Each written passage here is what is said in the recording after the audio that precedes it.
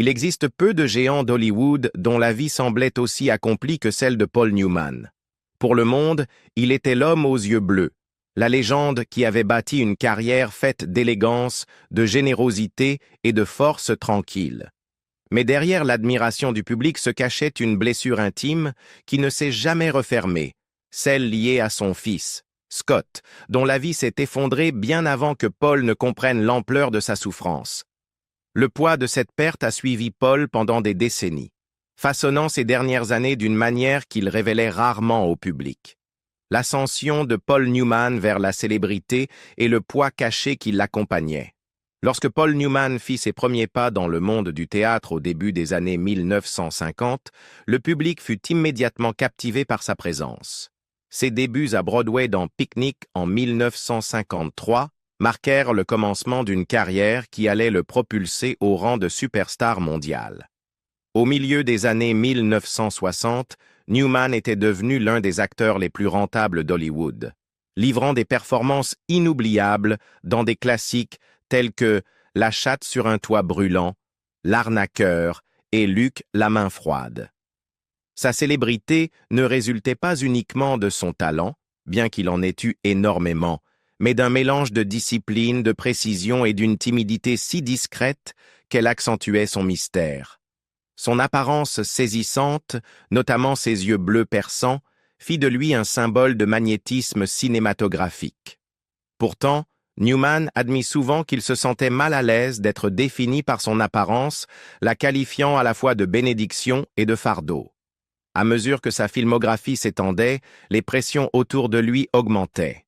Paul Newman n'était pas seulement un acteur, il devint réalisateur, philanthrope, activiste politique et finalement fondateur de Newman's Own, une entreprise alimentaire caritative qui ferait don de centaines de millions de dollars à des causes destinées aux enfants. Alors que le monde voyait en lui une icône alliant succès et compassion, Newman luttait intérieurement contre une vulnérabilité privée que peu connaissaient. Sa célébrité apportait une attention constante dont une grande partie touchait ses enfants. Dans son autobiographie posthume, composée à partir d'entretiens enregistrés au milieu des années 1980, Newman admit que « être une star dérègle tout pour vos enfants ». Il comprenait douloureusement que son succès avait créé une ombre qu'aucun d'eux n'avait demandée. À cette époque, Newman avait déjà fondé une famille de 6 enfants, 3 issus de son premier mariage avec Jackie Witt, et 3 autres avec sa seconde épouse, l'actrice Joanne Woodward. Mais équilibrer célébrité, mariage et paternité s'avéra bien plus difficile que de maîtriser l'art du jeu. Newman était souvent absent pour des tournages, des mises en scène ou des courses automobiles. Ses enfants, en particulier son fils Scott, grandirent entourés d'une attention constante de la presse et des fans qui voyaient en Paul une figure quasi mythique. Ce type de projecteur déformait leur quotidien. Scott, notamment, souffrait du poids d'être le fils de Paul Newman, une étiquette qui le suivait partout et se renforçait à mesure que son père gagnait en succès. Newman avoua plus tard qu'il avait sous-estimé l'impact profond que cela avait eu sur Scott. Bien qu'il fût salué comme l'un des acteurs les plus disciplinés et maîtrisés de sa génération, Paul reconnut qu'il n'avait pas perçu la distance émotionnelle que sa carrière avait créée au sein de son foyer. Il croyait ses enfants résilients, persuadé qu'ils comprenaient ses obligations et qu'ils finiraient par trouver leur place dans le monde. Il n'imaginait pas qu'un d'entre eux glissait silencieusement vers une tragédie qui le hanterait pour le reste de sa vie. L'adolescence troublée de Scott Newman est la spirale descendante. Scott Newman vint au monde le 23 septembre 1950, à une époque où la carrière de son père n'en était encore qu'à ses débuts et où les pressions de la célébrité n'avaient pas encore pris forme. Mais à mesure que la notoriété de Paul Newman montait en flèche dans les années 1950 et 1960, l'enfance de Scott fut de plus en plus façonnée par des forces qu'aucun jeune garçon ne pouvait véritablement comprendre.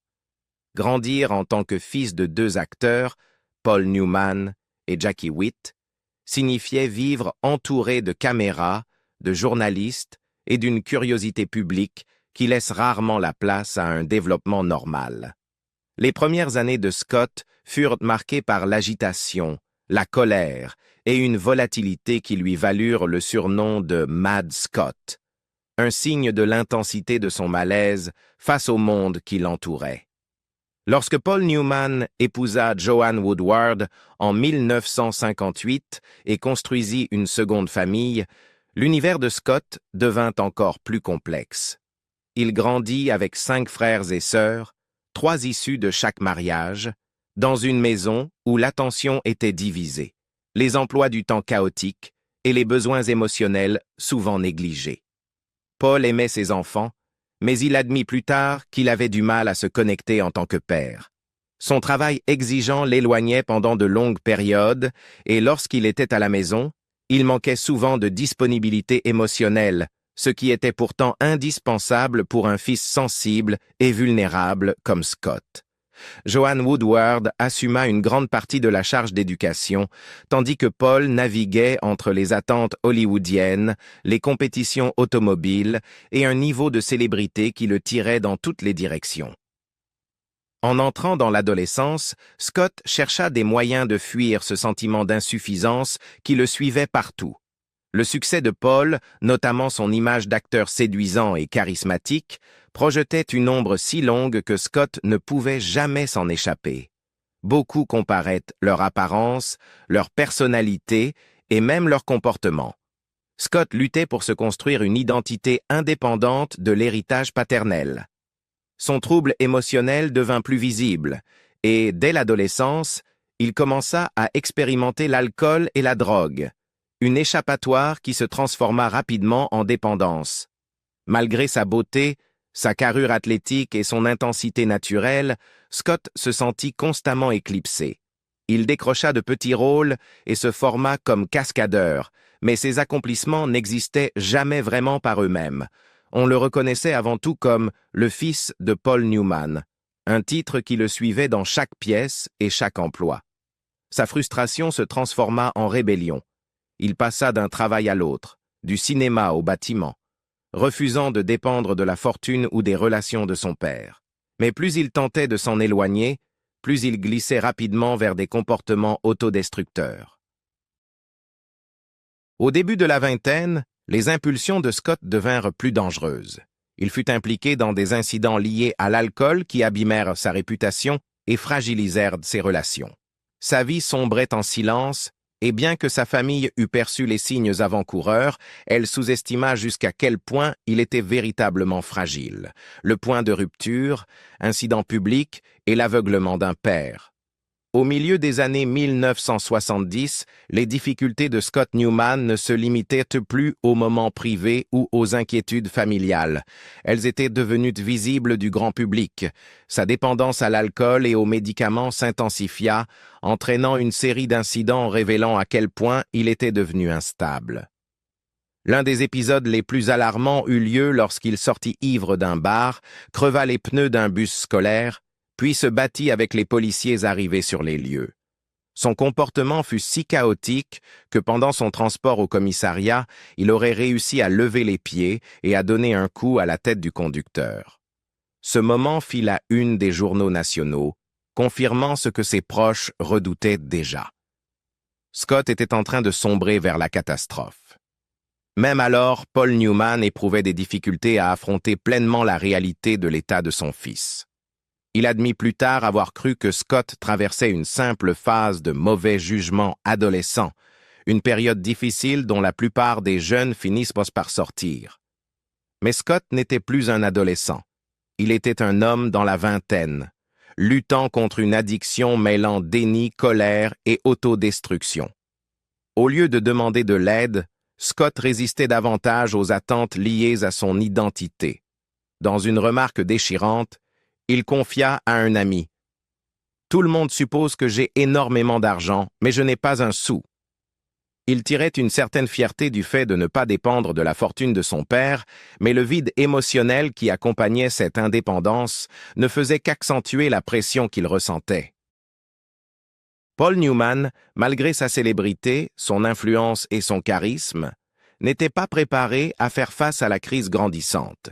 Il était, selon ses propres mots, un alcoolique très fonctionnel, une réalité qu'il ne reconnut pleinement que des années plus tard. Le monde le voyait comme un homme maîtrisé, discipliné et emblématique, mais en privé, il luttait contre les mêmes tendances qui dévoraient son fils. Lui qui avait construit une carrière entière sur la maîtrise de soi, ne parvenait pas à percevoir le danger qui grandissait dans son propre foyer. Ses mémoires révélèrent à quel point il regrettait profondément cet aveuglement.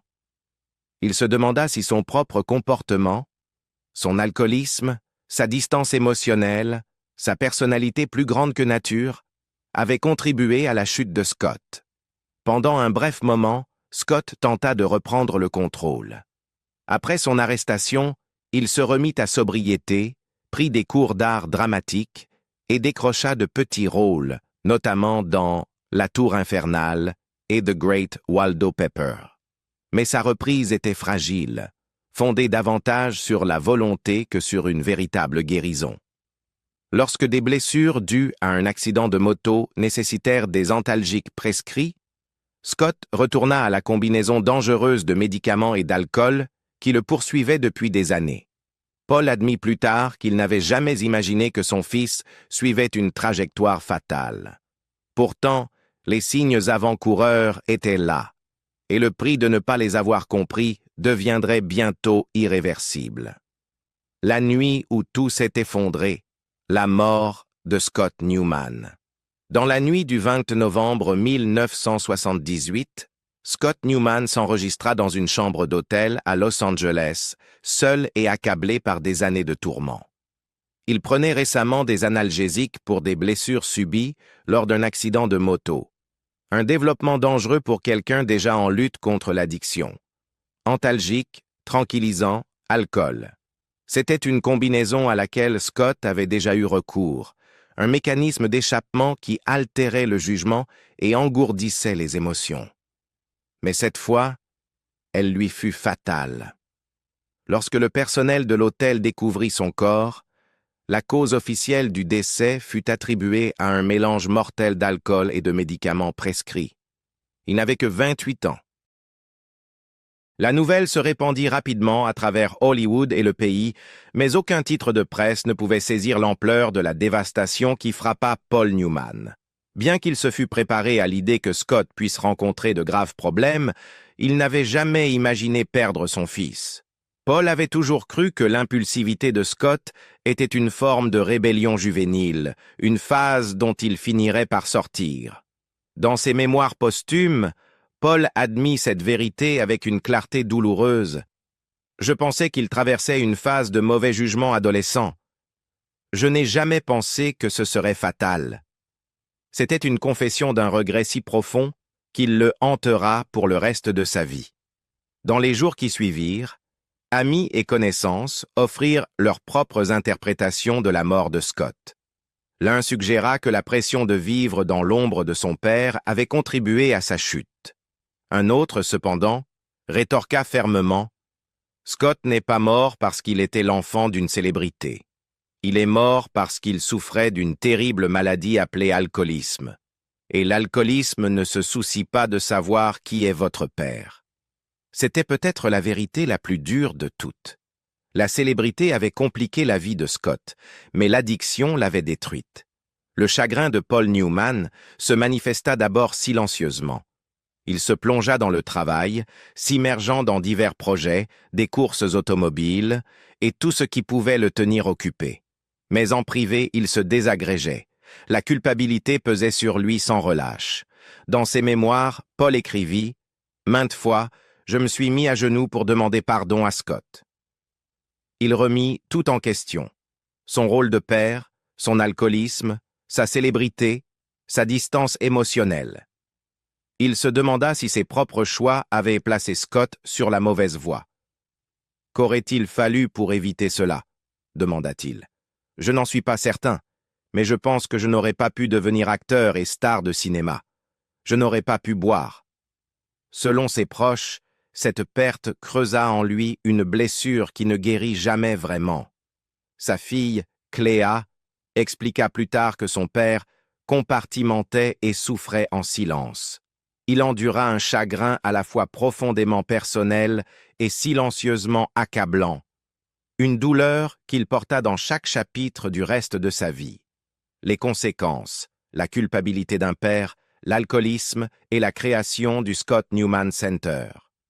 Dans les mois et les années qui suivirent la mort de Scott Newman, Paul Newman porta un fardeau auquel aucun parent n'est jamais préparé. Le chagrin, à lui seul, peut suffire à détruire une personne. Mais pour Newman, ce chagrin était amplifié par la culpabilité. Il se remit en question sans cesse, rejouant des moments de la vie de Scott, cherchant les signes qu'il avait manqués, les conversations qu'il aurait dû avoir ou les décisions qu'il aurait dû prendre. Dans ses mémoires, il avoua que prononcer les mots « pardonne-moi » lui semblait grotesque, car il croyait que l'esprit de Scott le regarderait et demanderait « Qu'est-ce que je suis censé faire de ça ?» Le poids de ne pas avoir compris la souffrance de son fils devint une condamnation émotionnelle à vie. À la même période, Paul Newman commença à affronter son propre rapport à l'alcool avec une honnêteté nouvelle. Connu en privé comme un alcoolique très fonctionnel, il reconnut avoir poussé sa consommation aussi loin que possible au début des années 1970. Il admit que le frisson de perdre le contrôle, après des années de discipline et de précision dans chaque aspect de sa vie, était devenu dangereusement addictif. « Je m'étonne d'y avoir survécu », déclara-t-il. Scott, cependant, n'avait pas eu cette chance. Newman se demanda si ses propres habitudes n'avaient pas influencé ou facilité les addictions de son fils. Il se demanda si Scott avait observé son comportement et s'était senti obligé de l'imiter, ou de s'y opposer si violemment que cela l'avait mené vers une voie plus sombre. Mais Paul n'était pas un homme qui fuyait ses responsabilités. Une fois la douleur la plus vive apaisée en quelque chose de plus constant, il chercha des moyens de transformer son chagrin en action. De ce besoin d'honorer la mémoire de Scott naquit le Scott Newman Center for Drug Abuse Prevention, fondé par Paul et sa famille. Sa mission était simple et profondément personnelle: aider les jeunes à comprendre les dangers de l'abus de substances et empêcher d'autres familles de vivre la même tragédie. Programmes éducatifs, initiatives de sensibilisation et actions de prévention devinrent les fondements du centre. La tentative de Paul de sauver des vies dans le domaine où il croyait avoir échoué avec son propre fils. Le centre devint l'un des premiers grands projets philanthropiques de Paul et la base émotionnelle de ce qui deviendrait plus tard un empire humanitaire bien plus vaste. Newman's Own, fondé en 1982, ferait don de centaines de millions de dollars à des œuvres caritatives pour enfants dans le monde entier. Mais pour Paul, rien n'était aussi personnel que le travail accompli au nom de Scott. C'était un acte de repentance, d'amour et de responsabilité porté par un père convaincu que s'il ne pouvait pas sauver son propre fils, il pouvait au moins essayer de sauver celui de quelqu'un d'autre. Pourtant, malgré ses efforts, Paul parla rarement ouvertement de la mort de Scott. Sa fille Cléa déclara plus tard qu'il compartimentait et souffrait en silence. Le monde voyait le philanthrope, la légende, la star de cinéma. Mais en lui, Paul Newman restait un père cherchant un moyen de vivre avec un chagrin qui ne cessait jamais de le tourmenter. Les dernières années de Paul Newman, maladie, héritage et la douleur indicible qu'il porta jusqu'au bout. Alors que Paul Newman entrait dans les dernières décennies de sa vie, le monde voyait un homme qui semblait avoir maîtrisé l'équilibre entre célébrité, philanthropie et humilité. Pour le public, il était la légende hollywoodienne qui avait transformé Newman's Own en une force caritative majeure, faisant don de plus de 600 millions de dollars à des causes allant des camps pour enfants aux initiatives de santé mondiale. Il était l'acteur capable d'offrir des performances inoubliables, l'activiste qui se dressait contre l'injustice et le philanthrope convaincu que la richesse n'avait de valeur que si elle était partagée. Mais sous cette image, la blessure silencieuse de la mort de Scott demeurait ancrée dans chaque recoin de sa vie privée. Newman ne cessa jamais de se remettre en question. Même en élargissant ses actions humanitaires, il continua de réfléchir à la tragédie qui l'avait façonné si profondément. Des années après la perte, il admit qu'une part de lui-même avait contribué à la destruction de Scott. Une pensée qui le hantera jusque dans ses 70 ans. Ses enfants diront plus tard que la mort de Scott resta une douleur intime, un sujet dont il parlait rarement, mais qu'il portait chaque jour. La célébrité lui avait apporté le succès et l'admiration, mais elle avait également rendu la paternité plus difficile, et cette complexité l'accompagna jusqu'à la fin. Au début des années 2000, Paul Newman commença à se retirer de la vie publique. Son dernier grand rôle au cinéma fut dans Les Sentiers de la Perdition, 2002, une performance saluée par la critique pour sa force émotionnelle contenue. Beaucoup affirmèrent percevoir quelque chose de profondément personnel dans son jeu. L'écho d'un homme qui comprenait la perte, le regret et la paternité tourmentée mieux que quiconque. Sa santé physique déclina progressivement, mais il garda ses difficultés pour lui, refusant que la maladie éclipse son héritage de générosité. En 2008, Newman abandonna un projet de mise en scène en raison de problèmes de santé non spécifiés. On révéla bientôt qu'il avait été diagnostiqué d'un cancer du poumon, une maladie probablement liée aux décennies de tabagisme intense qui caractérisèrent les débuts de sa vie et de sa carrière. Bien qu'il eût arrêté de fumer vers 1986, les dégâts causés par des années de cigarettes étaient déjà trop importants. Sa dernière apparition publique le montrait en fauteuil roulant, quittant le Weill Cornell Medical Center à New York, une image bien plus silencieuse que l'icône confiante aux yeux bleus dont le public se souvenait. Paul Newman mourut le 26 septembre 2008, à l'âge de 83 ans. Les hommages affluèrent du monde entier, saluant son jeu, sa philanthropie, son humilité. Pourtant, ses proches savaient qu'au-delà de l'héritage célébré se trouvait un homme vivant avec une tristesse indicible qui ne s'était jamais estompée. Sa vie fut admirée par des millions de personnes, mais elle fut tout autant façonnée par la tragédie d'avoir perdu Scott que par les accomplissements qui définissaient sa carrière. Même dans ses derniers jours, Newman resta un père hanté par les « et si », portant un chagrin que le temps n'avait jamais guéri. Paul Newman a vécu une vie remplie de triomphes, d'amour et de générosité, mais derrière toute l'admiration se tenait un père qui n'a jamais cessé de pleurer son fils. Leur histoire est bouleversante, mais elle révèle aussi les luttes profondément humaines que la célébrité ne peut effacer. Quelle partie de leur parcours vous a le plus surpris? Dites-le moi dans les commentaires. Et si vous souhaitez découvrir d'autres histoires méconnues du Hollywood d'autrefois, n'oubliez pas de liker cette vidéo et de vous abonner pour en voir davantage.